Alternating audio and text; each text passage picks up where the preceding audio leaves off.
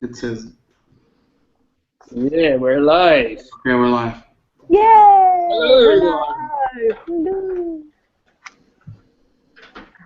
Okay. So, hi everyone. Welcome to the psychology hangout, where we're gonna mess with people's minds or something.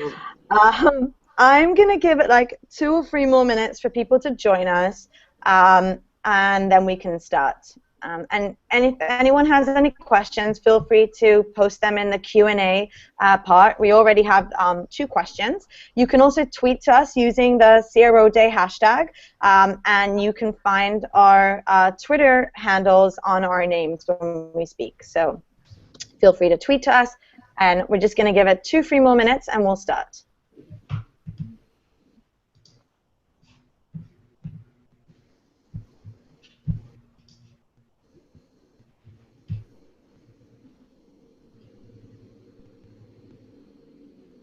It's funny.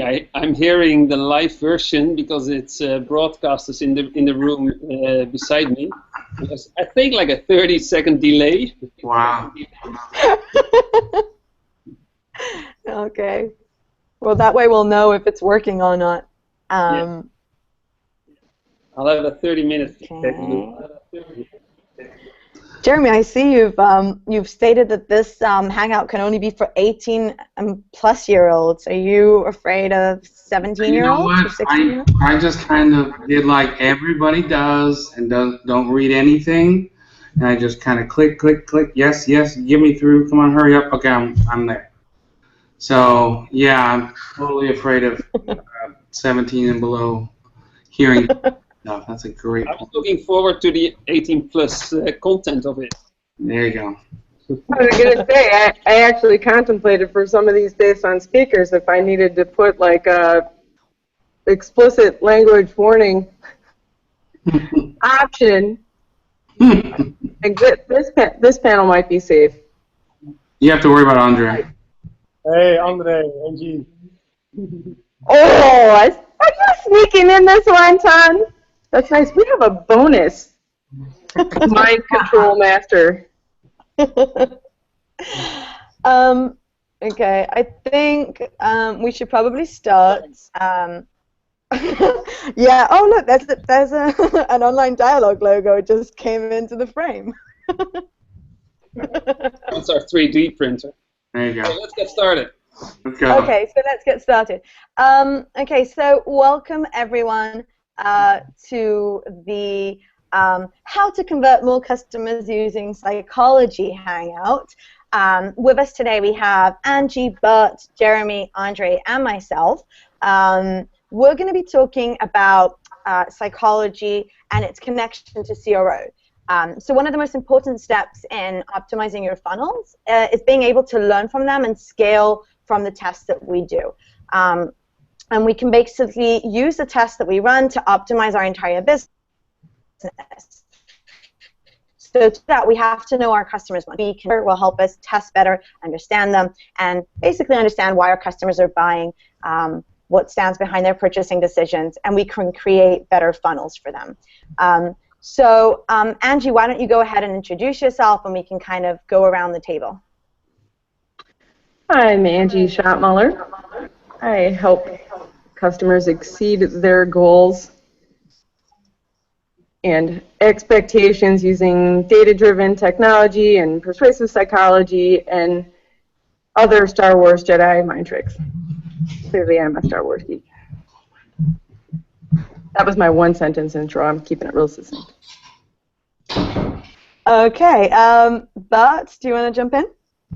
My name is Bart. I am a psychology, but as worse as it gets. Both my parents are psychologists. I'm married to one. My only sister became one. I've hired 5.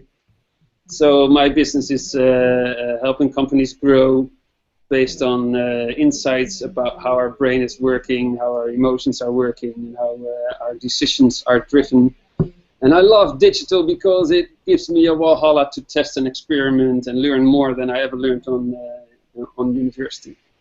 I'm Rats. André? Hi, yes, I'm André. I'm a conversion dude. I think that's it. Jeremy? Hi, I'm Jeremy. I'm different. I just We love you, Jeremy. I like what motivates people to click and to buy, and we just help companies figure out how to move those revenue needles. So let's get into this content. Okay, so I'm just going to say that I'm Talia. I'm the founder of Conversioner, which basically does conversion optimization using consumer psychology, emotional triggers, and really kind of tapping into the emotional side of buyers and just helping our customers increase their revenues and stuff using psychology. So let's maybe dive into one of the first questions that we had. Basically, we've been taking questions from people for the past month, trying to see what interests you. And what we've noticed is that everyone's talking about psychology right now in connection to CRO. But how can we actually use psychology to deepen our understanding of our clients? We got a question from Yaroslav. I hope I said that correctly.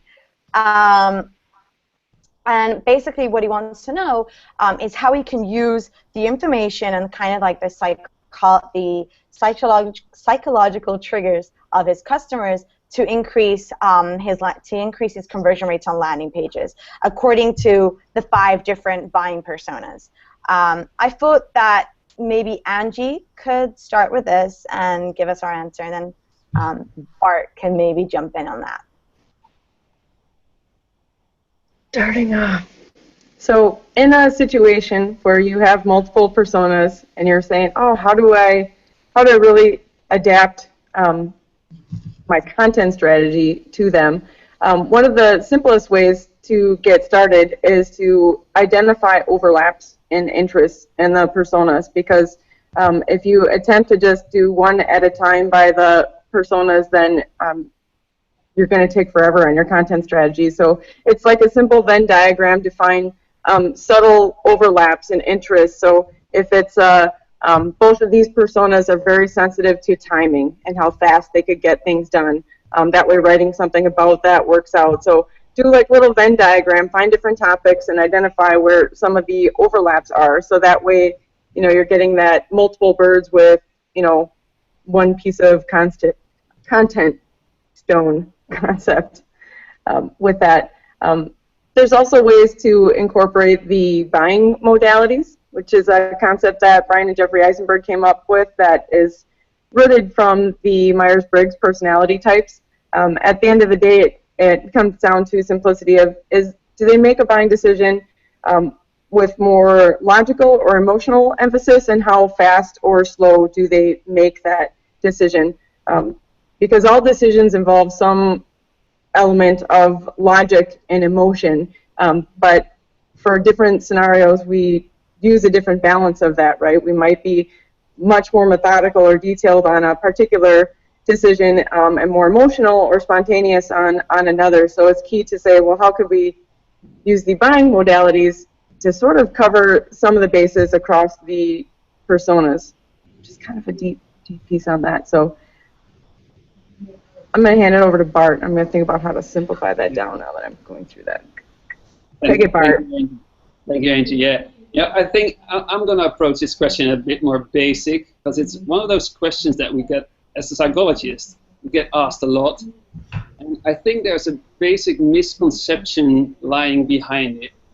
And it's what we call the fundamental attribution bias. The fundamental attribution bias says that we are thinking that our behavior is extremely driven by whom we are, like our personality. Bart is late because, yeah, that's what Bart is like. Whereas in experiments, we find a different conclusion, and that is that our behavior is mainly driven by external factors and other factors. But we tend to attribute them to ourselves, to our personalities. All the Carl Jung-based personality types like MBTI and Sex and the City are not really scientifically proven. They're used a lot in consultancy services. They make you feel good, but it's definitely not the first thing that I, as a psychologist, would advise you to start testing on when you're going to try to test different segments in your A/B test. I mean, like there's so much more influencing our decision than our personality. It's even, if I look at a person itself, it's other personal factors like someone's mental state, his depleteness, like how much effort did he put already in there, what's his knowledge. But there are also external factors like the weather, financial crisis. There's so much that is influencing more the decision and personality that I would definitely start test with other things than personality types. And I think this guy, what was his name again? Jaroslav, was also mentioning that. He said, like, yeah, there's so much. I mean, I got 5 personality types, and I got 5 lead magnets, and I got 5 headlines. I have 125 tests. I'm going to make it even worse. I mean, my answer is dissatisfying, I guess, because I think there's even so much more that needs to be tested. That, you know, welcome to the world of psychology. It's really, really complex. It's not that there are 6 tricks out there. We are highly influenced by all kind of factors. Personality is maybe one small one of them, but it's the fundamental attribution bias. That's not the main thing which is driving our behavior. So yeah, I think oh, sorry, Jeremy. I was just what I wanted. Okay, I was going to say that you know, throughout the years, this is what offline marketing has been doing, kind of using emotion to really kind of create a connection with you. So whether it's for perfume or cigarettes, or whether it's for a washing machine, you kind of see these ads on TV. And they're very emotional, and they try and connect with you on an emotional level. And nowadays we have the internet. So, you know, back on TV or on newspapers, you couldn't really track results and you couldn't really see things. So the online world really helps us track things. But as Bart says, saying that it's just derived by someone's personality isn't counting enough into what other things are happening, like the weather, like if he had a fight with his wife a few seconds ago, or, you know, if his kids are standing in the background yelling at him, you know, bye. There's so many things that we can't really take into account.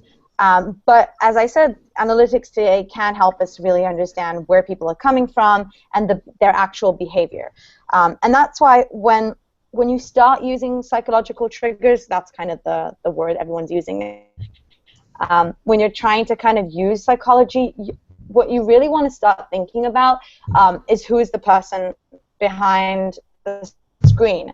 And you don't have to completely start profiling them at the beginning. Think about the actual process they're going through and what could make their changes. What is basically, why are they buying your product? And I think that is one of the biggest questions you need to ask yourself is, I mean, I said this on our panel before, people don't buy products because of their features or their pricing. They buy them because of what they make them feel about themselves. And you need to start thinking about, how does your customer want to feel? Does he want to feel loved? Does he want to feel part of a community? Do they want to feel safe? And it's kind of big, you know, kind of very large kind of profiles. But by understanding what your customer wants to feel, you'll probably be able to create a better experience for them. Yeah. Sorry. That's all right. Jeremy, what were you going to say? That's what I was going to actually say. Is I think those are all great, and we tend to, you know, us 5 specifically, we tend to start with our customer journeys and really look at, you know, these different types of modalities, whether it's DISC profiles or Briggs-Myers or whatever it may be. I think André and I were talking about that a little bit offline, but you know, like Bart says, the extrinsic factors do kick in, right, immediately. And for example, and I think this is what I was going to say is, you're on a lawyer's site. That's the last place you want to be, is on a lawyer's site. Something happened that you need to take care of, and so your emotional state is completely altered, right? You know, also like whether it's assisted living or drug rehab, maybe you are looking for someone else, like your mother, father, friend, or whatever it may be. and so your emotion levels are skyrocketed at that point, and it really comes into play with, those modalities are very important, but at the same time, those copy and images do everything for our tests.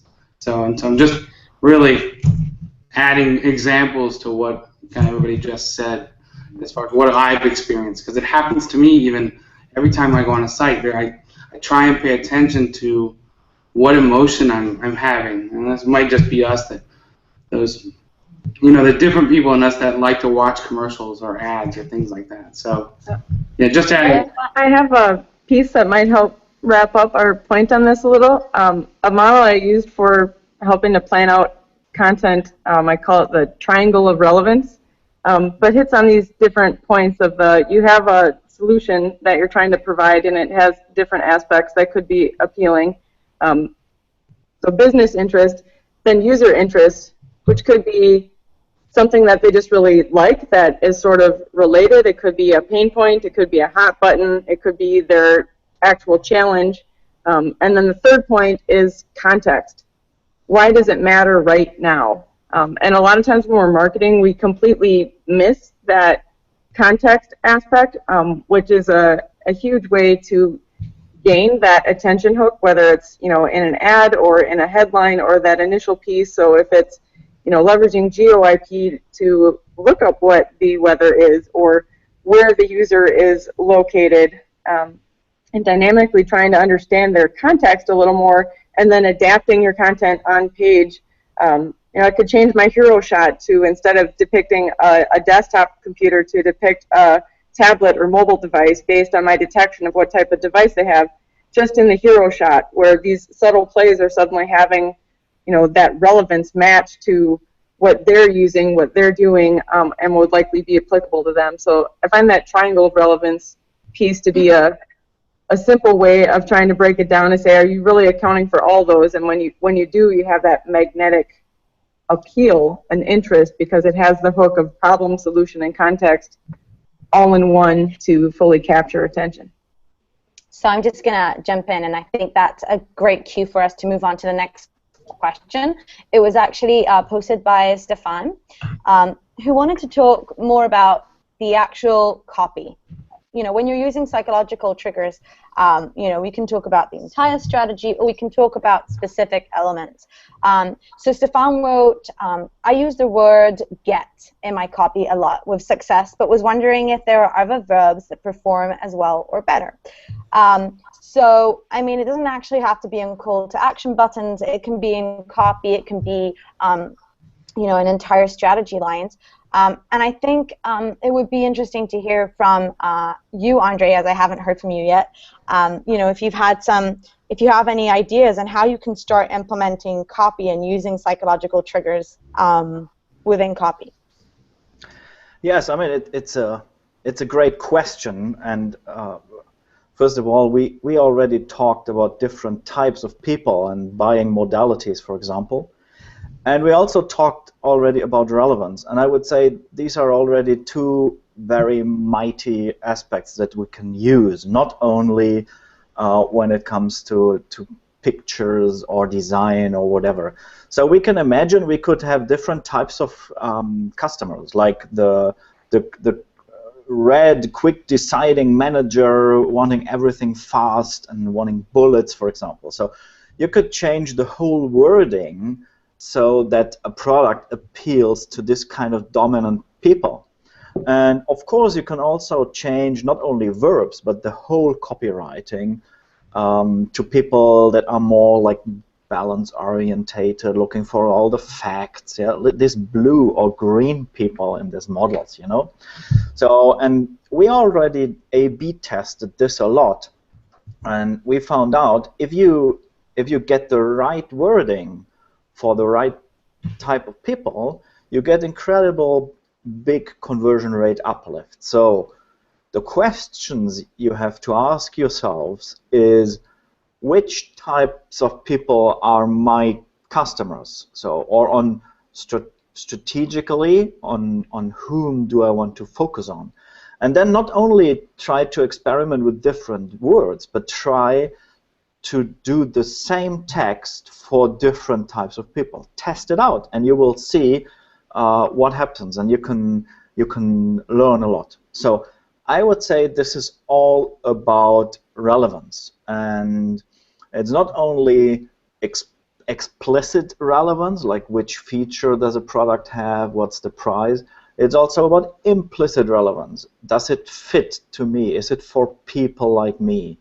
I realized that this is one of the biggest levers you have when you're optimizing websites. But you have to know which types of people are your customers. So I don't know what you think. I hope it fits to the question. But maybe there are other opinions. I have another opinion. My friend. Perfect. If you allow me to. Well, I'm not a big fan of personality types, as I said before. I'm more a fan of behavioral types.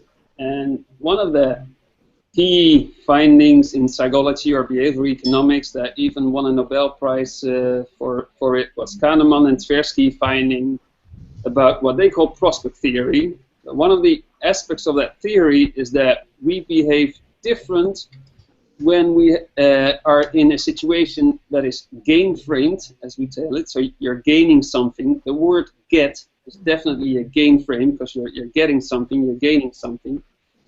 And gain-framed solutions tend to make people risk-averse. So if my very small, I think, really psychological advice to Stefan would be, is that you should make segments between the people that need to make a risky choice, so they're prospects, they are with another company, they have to switch from company, which is a risky decision. Then you should take the other version, which is the loss frame. And then you're going to use words like don't miss, right? So instead of getting it, you should avoid missing the option. And we find a lot of differences, mainly between prospects and existing clients, where the existing clients who have been buying with you before, they need the gain frame, so the word get, whereas the prospects who are more in the risky scenario, they have to have the other one, the loss aversion framed words. So start testing with that. So Bart, on that note, I found like a third category that fits in there, and I see this most often with email subject lines of testing out pieces like that.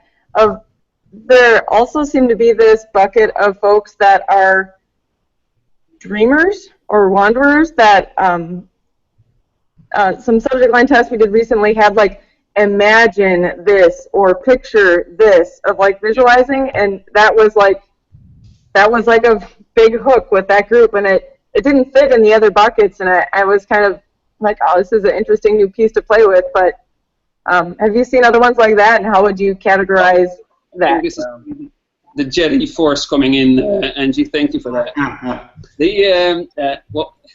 The loss and the gain framed options are very often rational decisions. We make people think about a decision consciously.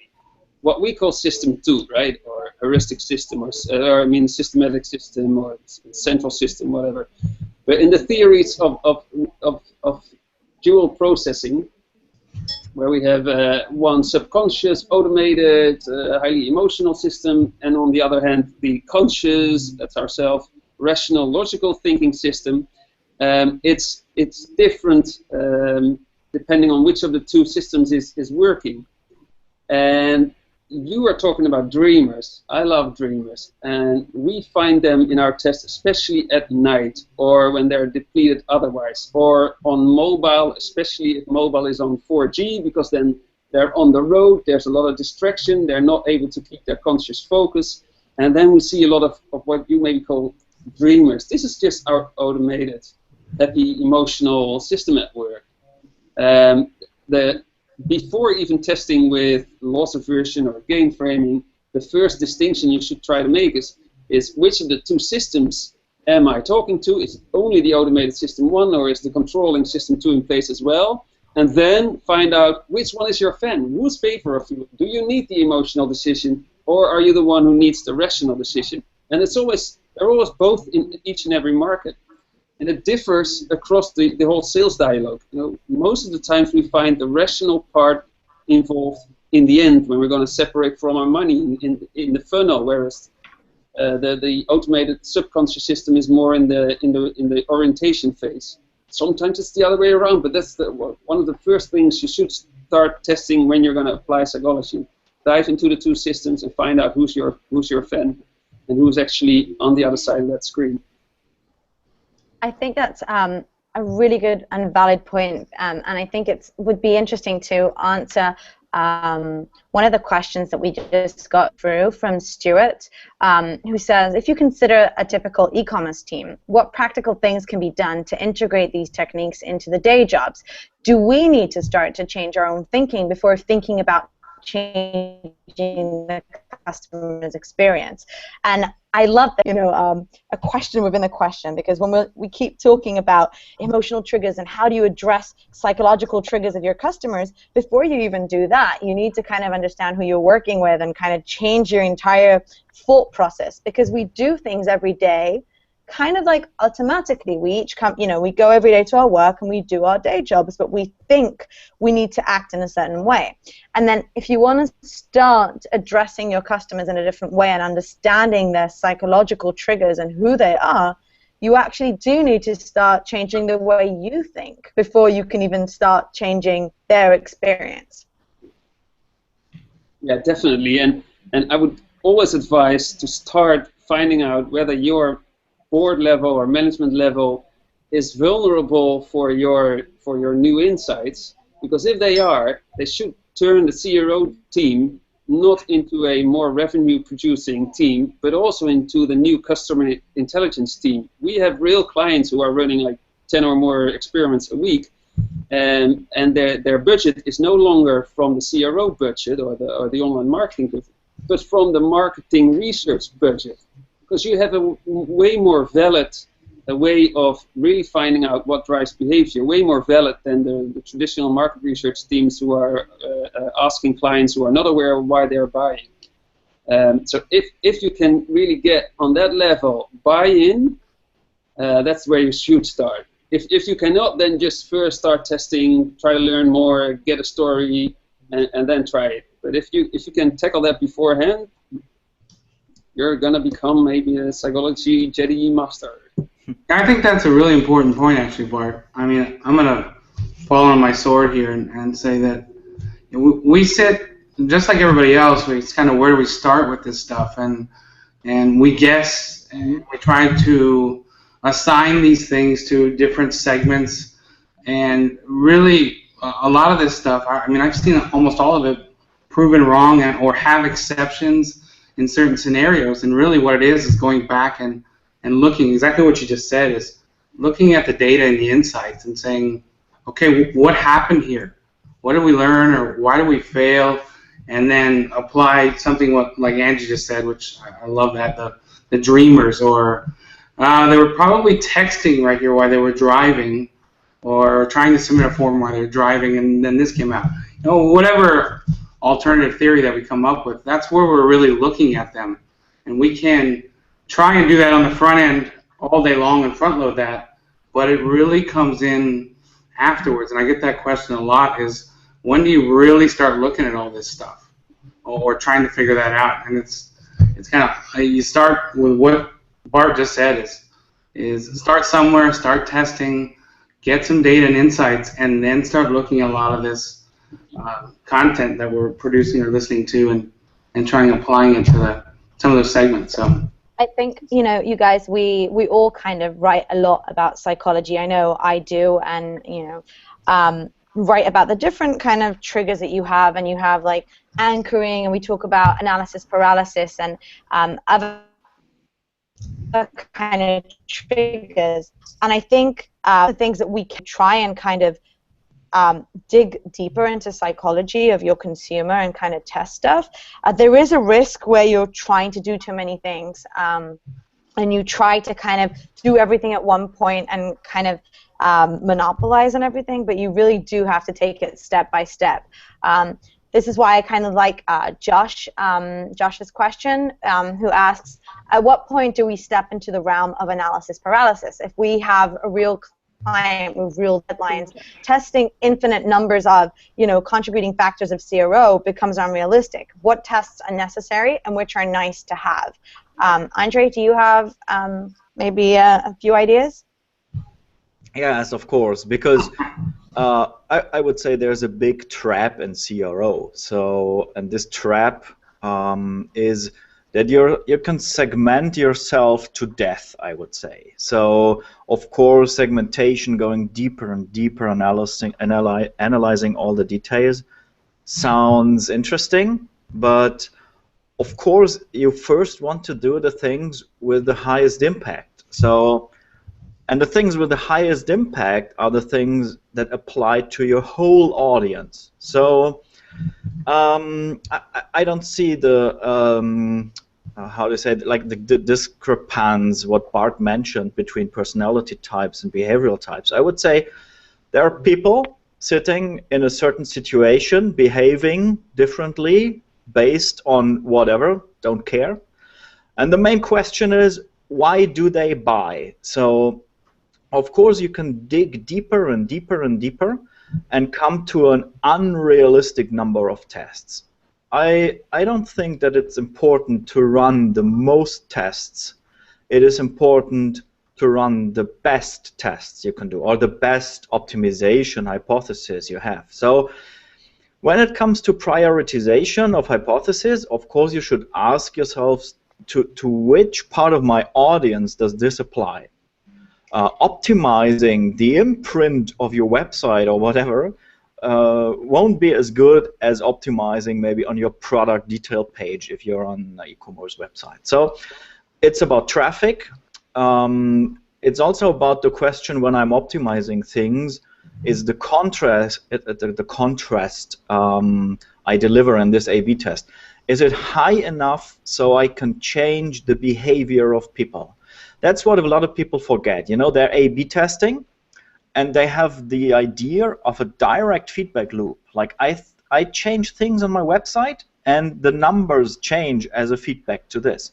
What they forget is that the numbers are an indicator of changed behavior. So we want to change behavior of people. So we have to ask ourselves, if I have 20 things I could do, from which of these things do I think it influences the behavior of my audience most? So it's about visibility and things like this. So you can drill this down and just start with the boldest hypothesis you have. Don't drill down to the details. I love that you say that, because Angie and I would just had this kind of the same discussion in another panel where one of the things that I really believe in is not testing. You can do it, but not testing elements on your landing page. Angie's smiling there. Not testing the red button versus the blue button, not testing, not because it's not a good thing. If you have an hypothesis behind it, if you have a strategy, then that's good. And I think you and I spoke about this, André, back in Berlin. But the whole idea of CRO is to help us build better businesses. It's not for the specific conversion rate. It's in order for you to be able to change your entire business and learn from these tests. And when you test a strategy and you have something behind it, it gives you a much clearer vision of what's going to happen. So when you actually test a hypothesis and you get a result, whether you succeeded in the test or whether you didn't, at least you know what worked and what didn't, versus looking at a red button and saying it won, but like, what does that mean? I mean, where does that take you? So testing the kind of testing a landing page, for example, as a whole, and looking at it not as a set of elements, but looking at it as an entire strategy of what kind of messaging am I trying to say, what type of behavior am I trying to derive, will help us learn more from our tests. Angie, jump in. When it comes to analysis paralysis, and I can be very methodical and detail-oriented, so I completely relate to that. So one of the key pieces that helps me rein in my scope is having a clear process that I follow, and help to prioritize. And the PI framework that Wider Funnel came up with, where P is for potential, of like how much of a lift do you think that it could possibly make, even if it was the maximum, if it happened.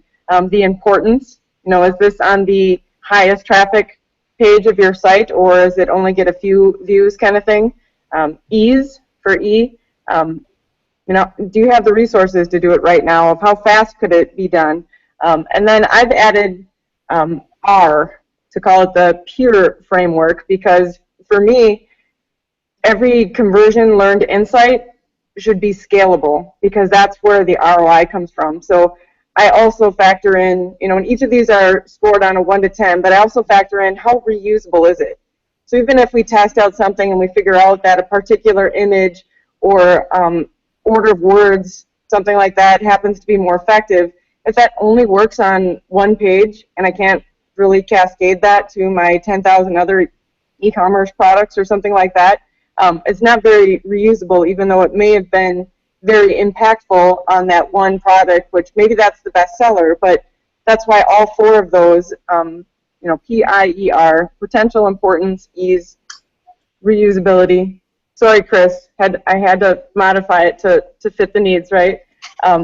Each of those score them on 1 to 10 on what you think they're going to be, and average it out. And then it helps you justify that you're not ruling out hypotheses, because it's very good to brainstorm them and have them down and saying these are things we should test, but you're just putting them in a parking lot for a while, and we're going to say, we're just going to focus on these 3 at the top here. Let's just get these down, because we can, these are going to be either the easiest or have, the most likely impact. And after you do that test, you might realize, like, whoa, we totally were, overestimating what we thought the potential was, or something else like that. But the more often you do it, just like, estimating hours for a project, the better you get at, trying to score some of those pieces for where they fit. And then it helps you not get stuck into trying to do every possible test and analyze every possible piece, when you can say, I just need to narrow it down, clear the table. Okay. We're just going to look at these few things, and let's see what we can learn from them.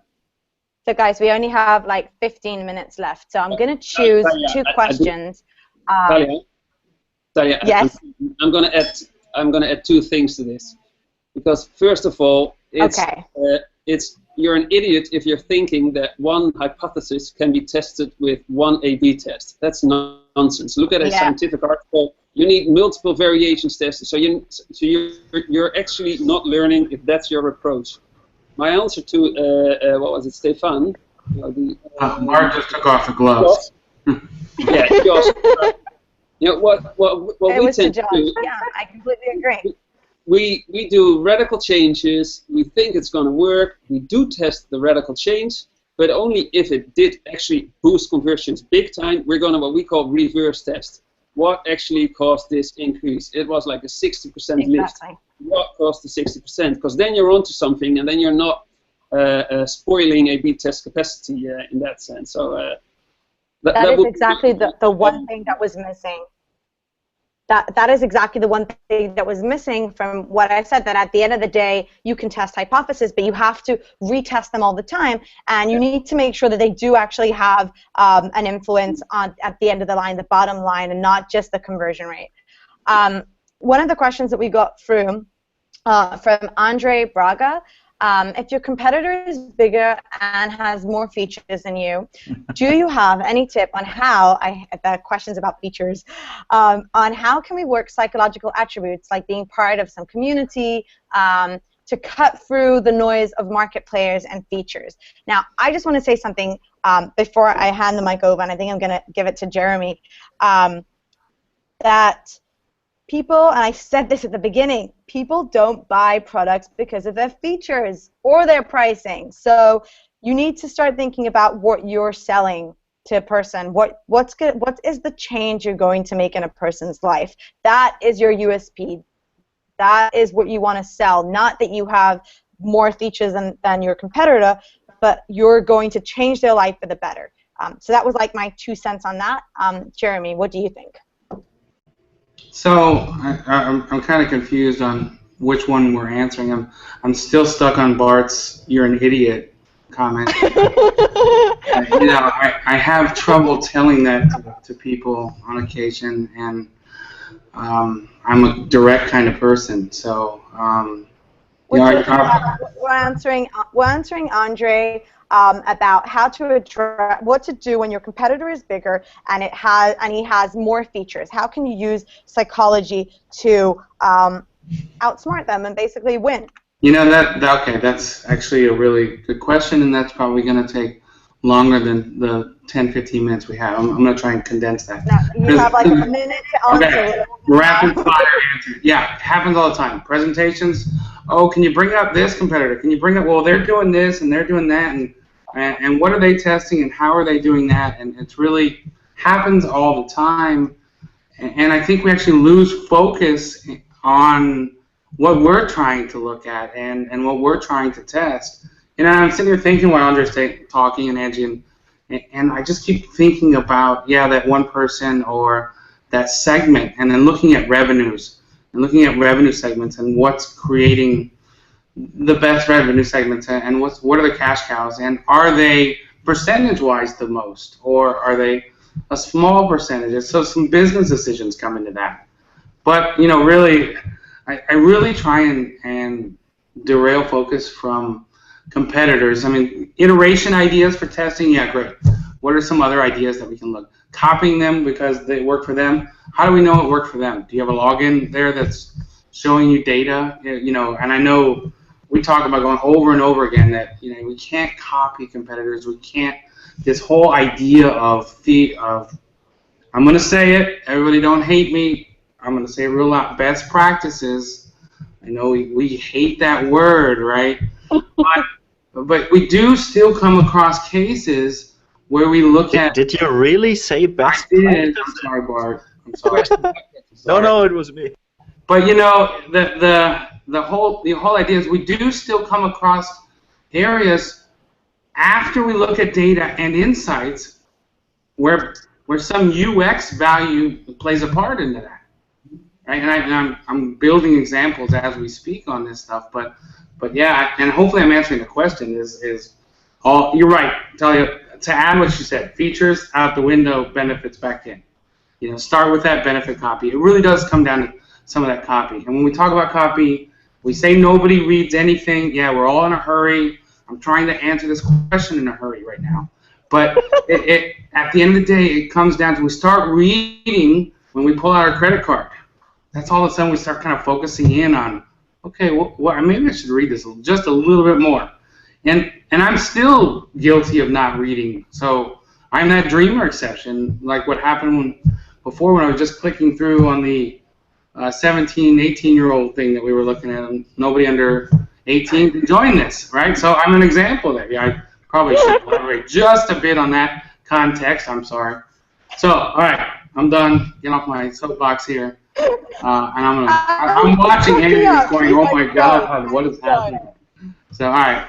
You should write stuff down with the hashtag again. What's that? Angie was using, she was writing stuff on paper to make her. Oh, I can imagine what she's going to say later. Yeah, I'm gonna get crushed. Yeah, there we go. Get Good stuff. Okay. You asked me to do that. Sorry, Talia. Go ahead. That's okay. I just wanted to see if maybe André or Bart, or even Angie over there, have a comment just about competitors, because I think I read an article by Pete Laya like a year ago where he said, your competitors have no idea what they're doing either, stop copying them. And that's one of my biggest things when I speak to clients. They say, but my competitor's doing this and they're doing that, and what about this, and what about, they have no idea, they're copying each other. So do you have another view on it? I mean, how can you leverage psychology to outsmart your competitors? Well, again, the first answer is it's not that simple. It's not that there's one trick. So yeah, you should start diving more into the psychological drivers of your own customers. But I would like to add, if you're in a very competitive market where a lot of testing is going on, you're online travel agency, then there are tools that can actually monitor your competitors' websites, see what they're changing, and if you know that they change, that they basically test everything they change, you could try to do the same tests. But you'll find that in order to outperform them, you have to do different things, and you have to apply to a different group or a different psychological driver. I have found on the competitive note, only for cases of where I know people working for a company that happens to be like a client's competitor or something like that, and I know that they're good at conversion or A/B testing, and they've tested the heck out of a lot of things. I have used that sometimes as a baseline of like, okay, well, certain ways that they've worded pieces. So let's just say it's an education market or something like that.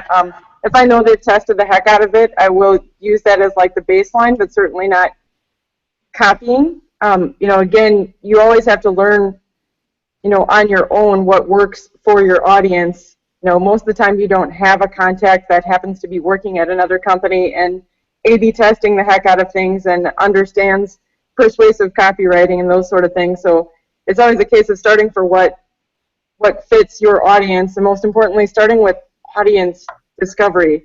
And that doesn't mean like Google Analytics and competitor stuff, but going straight to your customer and actually talking to them.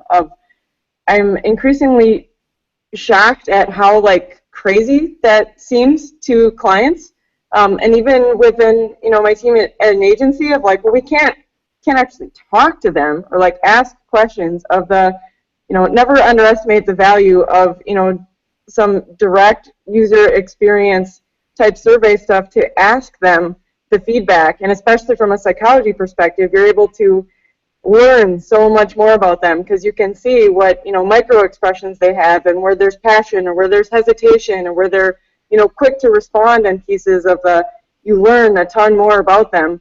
And in a short session like that, especially if you're able to record some of the like user testing or interview kind of stuff and you're able to look back at those pieces, that's like a gold mine then of where to start, because you were able to witness firsthand what are some of those pain points, interests, hot buttons, or where they easily get bored. So you don't spend years A/B testing the heck out of something when you could have just asked, right? Yeah. Especially if okay, so we have, sorry for that. The people who did not buy it, right? Who left the company. Those are even more informative than the ones who are buying with you. Yes. Sorry for that. No, it's great. It's perfect. We have like 7 minutes left. So I want to answer one more question by Risto, and then the next one is going to be asks, for psychology and referral programs, what is your take on the most important psychological factors to consider when building a refer a friend system for a service? And to make it more fun, for a product that people might not want to tell about, like gambling. So I'm guessing that Bristow is from the gaming kind of area. So, everyone, let's talk about social proof, guys. How do you get people to refer a friend? Angie, what are you laughing at?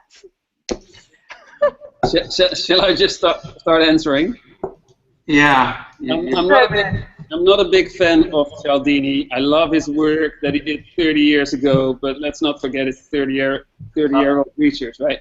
Uh-oh. Refer to a friend systems are very, very nice, especially if you can refer to an inner group. And, we have friends, but they're never more than 10 or 15 real friends. The rest is just bullshit. We have 175 friends on Facebook. 150 of them are not real friends and are not really influencing our behavior directly. The more intimate, the higher the impact.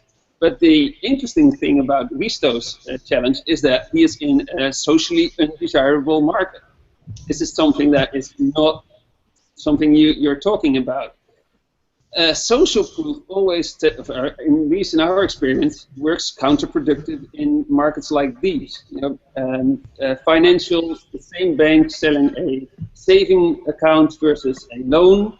Social proof works positive for a saving account, but counterproductive for the loan. So he has really a huge challenge. I would say the only thing that my tip would be is to keep it anonymous. This is not something you want to be, do not use Facebook piles where you're seen as a gambler if you think that is socially undesirable. It is an interesting challenge. And if there's an inner group, it's the online gambling group. So you should make it possible for them to hook on to other online gamblers, specifically outside your own platform, because you want, of course, to attract new visitors. But it's a hell of a job, and it's a nice challenge, so. I don't know that I want to answer anything after that. I mean, now that I've got idiot, and then I have no friends. I have no friends, and I need to review all of my social networks here to really see how accepted. I mean, it's really true, though. I mean, it really, Bart, what he says is really true. I mean, if you think about it, Bart, I think your numbers. I have no friends. I think, Bart, your number's high. I think it's 5. I think it's, what would they say, that what you can count on one hand, right? But we still have, everybody has this intrinsic need to feel accepted because, we still like getting text messages and some of us that don't get emails all the time actually like getting emails still. That's not me. But, it's still Facebook, that's the thing, you go post something on Facebook. I'm talking personally now, and this does factor into psychology because you think, man, this is going to be a winner. Like, everybody's going to comment on this and like this, and, and it, like, crickets, like nothing. And then you put something out there like, my grass is green. And you get, like, 5 million comments. I just, it's... What did you just say? Your what is green? My grass is green. Okay. Not my ass. Well, with André talking about red, blue, and green people, I just wanted to make sure. Okay, guys, listen, I'm going to cut you now.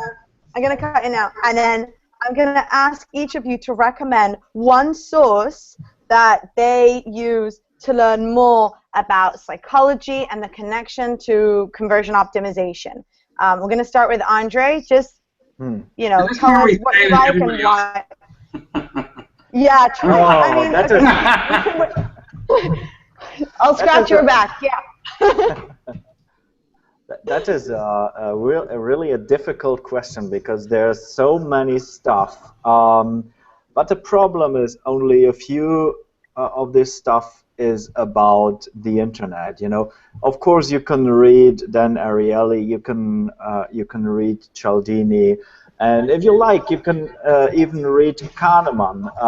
It will be hard because it's 600 pages, and yeah, it's Nobel Prize stuff. It's brilliant, yeah. It is brilliant, and but the thing is, what you have to do, it won't say do this and that online, but you have to realize, oh my God, I could use this principle online. So.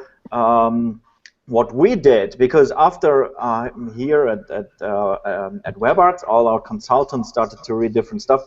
We tried to build a list of what we call behavior patterns. So that my tip is you can read all these books, make your notes, what you can learn from this, or you can use a resource of somebody that already did this, and he is called Bart. That's the guy with the green background, and he has built the Wheel of Persuasion, and I would recommend that because he already brainstormed about this stuff, and you can just use it, and it's great. Wheel of Persuasion, Google that. Yeah. Fantastic. Only it's hacked and down. Oh, yeah. Bart, you're next, and Bart, you have to say Angie's, and Angie's, you have to say Talia's. I'm just kidding. Go ahead. Actually, I ditto what André just said. I'll tell you where I get my information from, and I'll just simply start because I'm only allowed to use one. I'm not gonna stick to that. One really cool blog is changingminds.org. The next one. Sorry, repeat that. Can you repeat that? Changingminds.org. Second one. Okay. NOBA project, officially only for psychology teachers. It's built by Ed Diener, the happiness guru. I love it. It's full of free psychology educational stuff. Last one, Coursera. There's some pretty good courses out there for free again on persuasion, behavioral economics. I should definitely start with Don Ariely with his introduction to irrational behavior. And thank you, André, for mentioning my site. I'll try to get it live ASAP. What about you, Angie? You broke up a little bit there. Did I get the hand up? Yeah, you did. All right.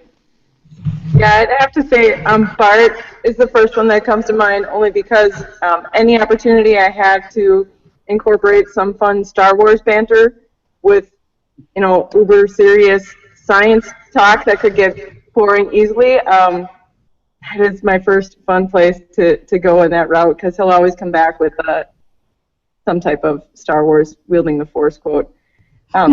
Since everyone else referenced more like book stuff, Brainfluence is one of the books I didn't know of.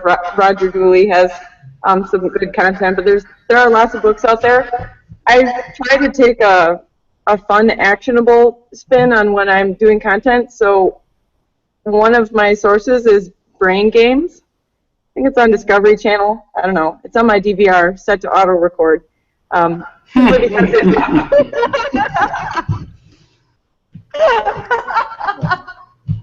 I'm not sure if the audience can see that or not. You might have to explain that. Talk, so that goes mainstream. Oh, that was awesome. But yeah, Brain Games. They have like different things where it's, they analyze stuff and they test it and they show different things. They have lots of examples, but it's just a fun way of exploring some, different pieces and finding ways to, gamify or present, conversion psychology principles to your team in a way that is simple, but also fun. So like even if it comes back to like, hey, you're going to share the episode with them. I love how they kind of break it down into like simple pieces, and it's just a fun thing to watch. So, a diverse set of examples there from the, speakers, books, and Brain Games. We have like 1 minute left. Jeremy, what do you have to say? Okay, I'm going to just jump on the Bart train here. BartTrain.com, whatever. I mean, honestly, Bart is one of the first ones I ever looked at too, and I'm flattered to be here, right? But the others, just thinking, Paco Underhill has some great case studies on why we buy, things of that nature. He's got some good books. Steve Krug is great with basics of user behavior and testing and focus groups and whatnot. All of his stuff is really mainstream reads. Dan, of course, a lot of his stuff is really good too. So, and of course, I always watch Talia and Angie's stuff. Angie's great on video, on Bounce for presentations and whatnot. So you should look at that stuff. Believe it or not, I'm being serious. I'm not joking here. So. That wasn't the mandatory tell the person on your right. Yeah, right. Okay, guys, listen, it was so much fun talking to you all, and thank you so much to everyone who was giving in all these amazing and fantastic questions. We're very happy to continue answering them on Twitter, so feel free to tweet to us whenever you want, all the time, all day. We're happy to be there, and you can, of course, email us. Hopefully there's gonna be a recording of this, and we can send it out to whoever wants it, or we'll send it out to everyone. There'll be a recording we can edit, and we'll spam everybody. Don't worry, and perfect. Good to go. So, with Star Wars reference. So thank you, Bart and André and Angie and Jeremy for taking the last 60 minutes to talk about consumer psychology and Yoda. I love you guys. Thank you so much. Have a great day. Thanks, guys. Thank you. Thanks, Bye. Talia. Thanks, everybody. Bye. Keep going in the board. Keep sharing your insights.